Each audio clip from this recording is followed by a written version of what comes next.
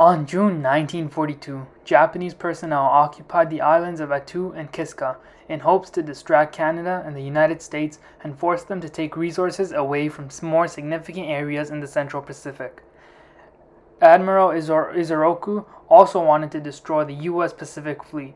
By using the Aleutians as a bait, he intended to lure the weakened American fleet from Pearl Harbor and annihilate them before new construction could replace the losses it sustained on 7th of December during the attack on Pearl Harbor.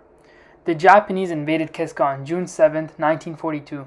The Japanese possession of Kiska and Attu was a psychological blow to the Americans.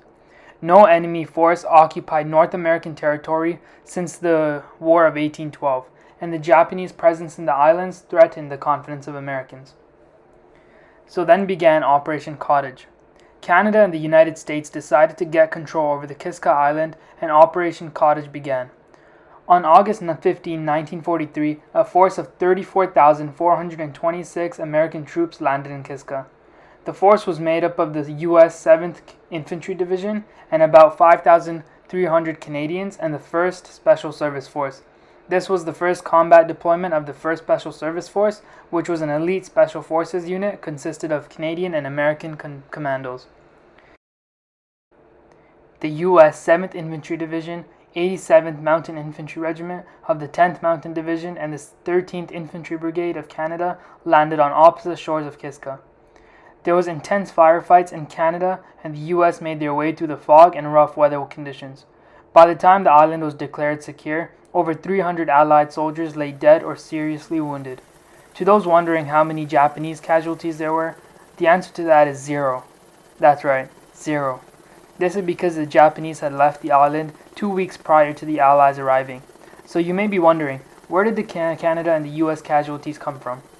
Well, it was because of mines, accidental ammunition detonations, and the most intriguing one is friendly fire.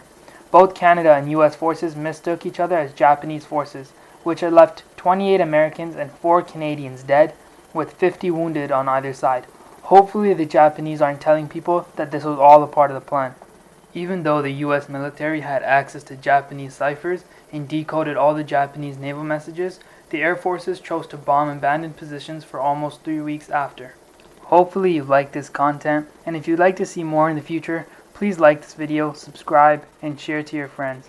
I'm a new channel and just trying to seek progress, so a bit of constructive feedback is always welcome.